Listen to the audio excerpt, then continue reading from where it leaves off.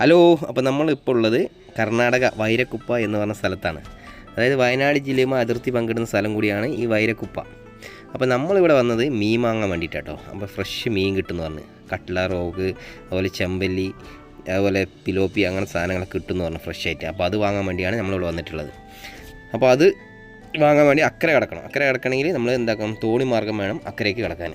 അപ്പോൾ ഈ പുഴയെക്കുറിച്ച് പറയുകയാണെങ്കിൽ ഈ പുഴയാണ് കബനിപ്പുഴ. കബനിപ്പുഴ വെച്ചാൽ കേരളത്തിലെ വയനാട്ടിൽ ജില്ലയിൽ പനമരം പുഴയും അതുപോലെ മാനന്തവാടി പുഴയും കൂടി ചേർന്നാണ് ഈ കബനിപ്പുഴ രൂപം കൊള്ളുന്നത്. ഈ കബനിപ്പുഴേൻ്റെ പ്രത്യേകത എന്താ വെച്ചാൽ ഇത് കിഴക്കോട്ട് ഒഴുകുന്ന പുഴയാണ്. അത് കേരളത്തിൽ കിഴക്കോട്ട് ഒഴുകുന്ന 3 നദികളിൽ ഒന്നാണ് ഈ കബനി പുഴ ഉള്ളത്, ആ ലിസ്റ്റിലുള്ളതാണ്. അപ്പോൾ നമ്മൾ എന്താക്കി അക്കരെ എത്തിയിട്ടുണ്ട്. തോണി മാർഗ്ഗം നമ്മൾ ഇപ്പുറത്ത് വന്നിട്ടുണ്ട്. തോണിക്ക് 5 റുപ്യാണ് ടോക്കൺ. അതും കൊടുത്ത് നമ്മൾ ഇപ്പുറത്തെത്തി. ഇനി ഇവിടെ ഇതാണ് മാർക്കറ്റ്. മാർക്കറ്റ് പറഞ്ഞാൽ നമ്മൾ അവർ പിടിച്ചുകൊണ്ടുവന്ന മീൻ ഇവിടെ ഇട്ടിട്ട് ഇവിടെ നിന്നാണ് സെയിൽ ചെയ്യുക. അപ്പോൾ ചെറിയൊരു മാർക്കറ്റ് പോലെ തന്നെയാണ്. അപ്പോൾ ഇവിടെ എത്തിക്കഴിഞ്ഞാൽ നമുക്ക് ഏത് മീൻ വേണമെങ്കിൽ വാങ്ങാം. ഇവിടെ റോഗുണ്ട്, കട്ട്ലയുണ്ട്, അതുപോലെ ചെമ്പല്ലി ഉണ്ട്. അപ്പോൾ ഏത് വേണമെങ്കിൽ നമുക്ക് വെയിറ്റ് ഇട്ട് വാങ്ങാം. ചെറിയ റേറ്റേ ഉള്ളൂ, റേറ്റ് ഞാൻ പറയുന്നില്ല. അങ്ങനെ നമ്മൾ എന്താക്കി ഒരു 8 കിലോ വരുന്ന ഒരു കട്ട്ല മീനാണ് നമ്മൾ വാങ്ങിയിട്ടുള്ളത്.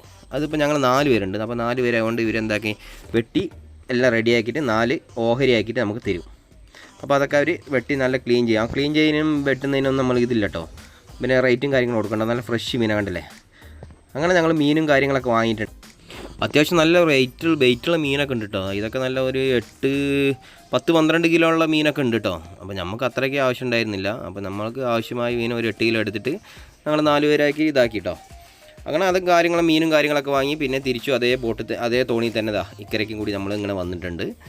അപ്പോൾ ഈ വീഡിയോ ഇത്രയേ ഉള്ളൂ. അപ്പോൾ അടുത്ത വീഡിയോയുമായി പിന്നെ കാണാം. അതുവരേക്കും ബൈ.